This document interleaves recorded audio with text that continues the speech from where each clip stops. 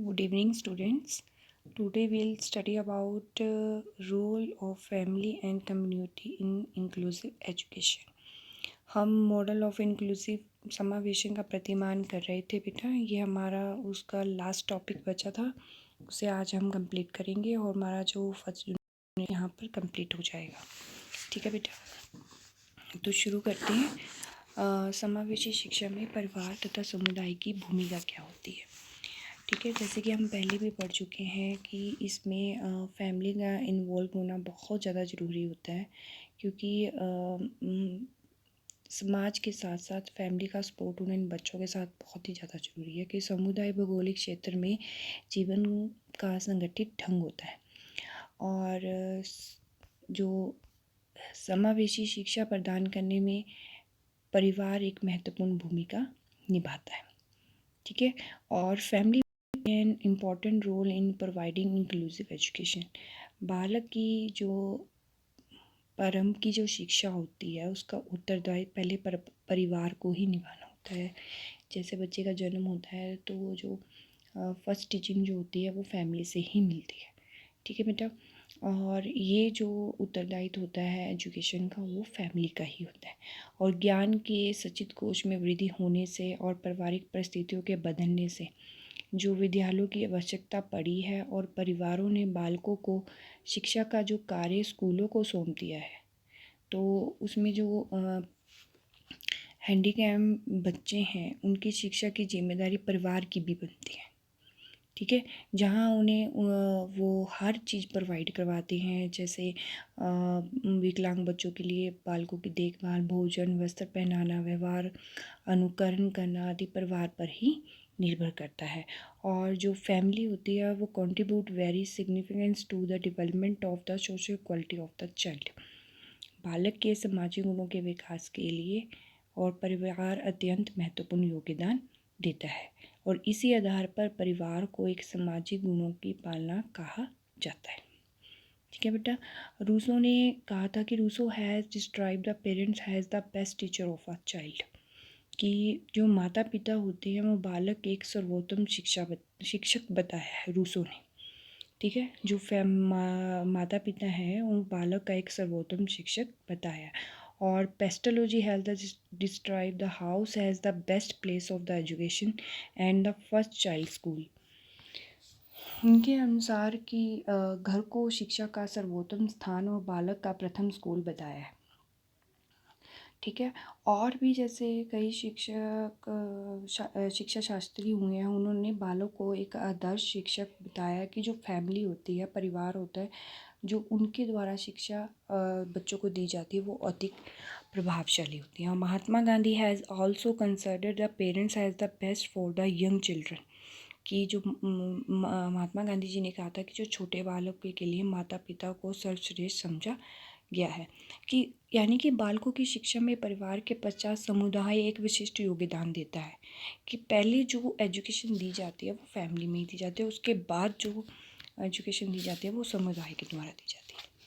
ठीक है, समुदाय ने नई पीढ़ी को शिक्षित करने के लिए कई स्थानों का विकास किया, जैसे स्कूल्स खोले गए हैं, कई कई तरह के शिक्षण संस्थान खोले गए हैं इन बच्चों के लिए, लेकिन फिर भी इसे स्वयं शिक्षा प्रदान करने का उत्तरदायित्व निभाना पड़ता है। और समुदाय का अर्थ पहले भी स्पष्ट किया जा चुका है कि इसमें उन्होंने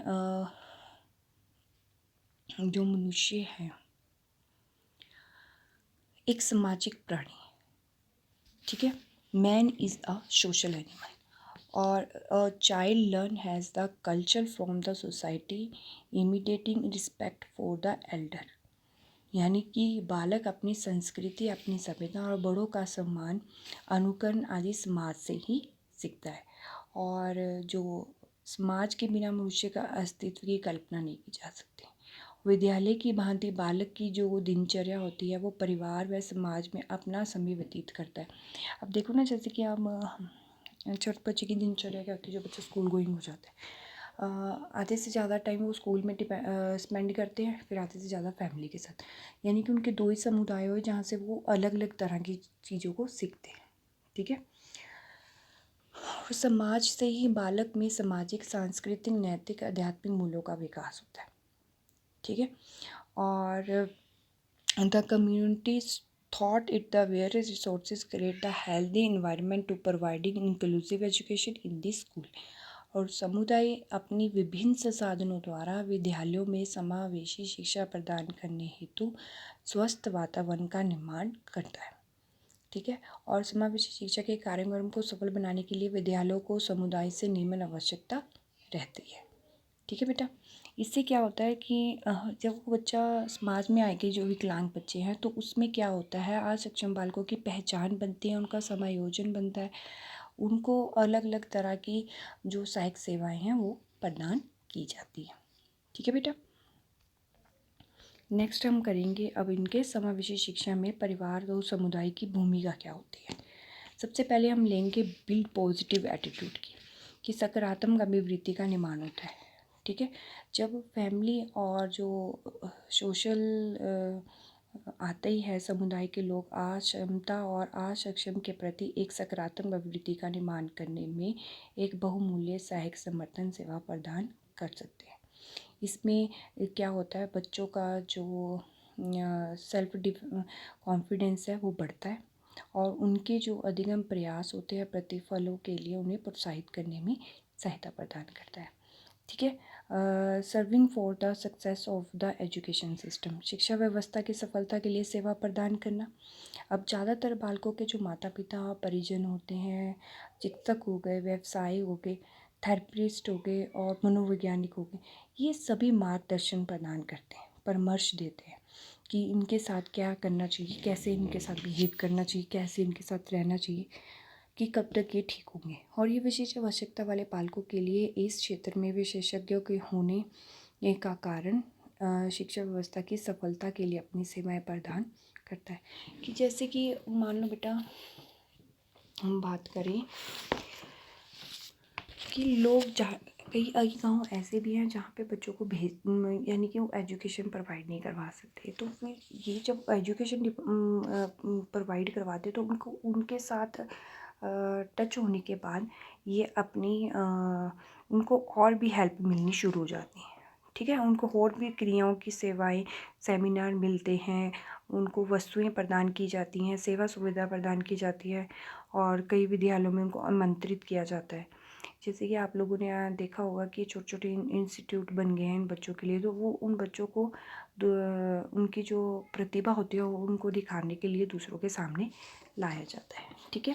नेक्स्ट आएगी टीचर पेरेंट्स ऑर्गन्स, जो शिक्षक अभिभावक अंग माना जाता है।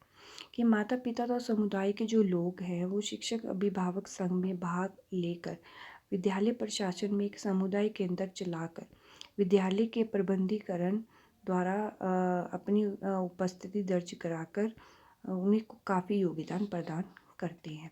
उन्हें किसी भी प्रकार की कोई भी कठिनाई नहीं आने देते, उनको हर तरह की शिक्षा में हर तरह की सुविधाएं प्रदान करवाई जाती हैं। ठीक है। अगर फाइनेंशियल हेल्प की जाती है, उनकी वित्तीय सहायता दी जाती है, अक्षमता युक्त बालकों को उनकी जरूरत के अनुसार सहायक अनुकरण उपकरण उपलब्ध कराने और उनके रख रखाव करने में उनको हेल्प की जाती है। उनको कैसे रखा जाता है, उनके स्कूल्स में जो ज़रूरी संसाधन होते हैं, उनका ढांचा होता है, वो उपलब्ध प्रोवाइड करवाया जाता है। विद्यालयों के प्रयास में वित्तीय सहायता उपलब्ध कराने के लिए उनके माता पिता और समुदाय को यानी कि सहायता प्रदान की, जो पेरेंट्स इनका खर्चा नहीं उठाते तो उनको दूसरे समाज के थ्रू उनकी हेल्प की जाती है। ठीक है। Identify and diagnose the problem, समस्याओं की पहचान और उनका निदान किया जाता है। परिवार और जो परिजन होते हैं, समुदाय के लोग हैं, ऐसे प्रभावित बालकों को क्षतिग्रस्त और अक्षमता से जुड़ी जो भी समस्याएं आती हैं उनका निदान किया जाता है। ठीक है। उनकी अच्छी तरह से सहायता की जाती है, हेल्प की जाती है। विद्यालय अधिकारियों अध्यापकों द्वारा बालकों की अक्षमता की पहचान की जाती है। ठीक है। और नेक्स्ट हमारा आएगा वैरायटी ऑफ को करिकुलम, वेयर विविध प्रकार की सहपाठ क्रियाएँ करवाई जाती हैं। परिवार और परिजनों की सहायता और सहयोग के विद्यालय में विविध प्रकार की जो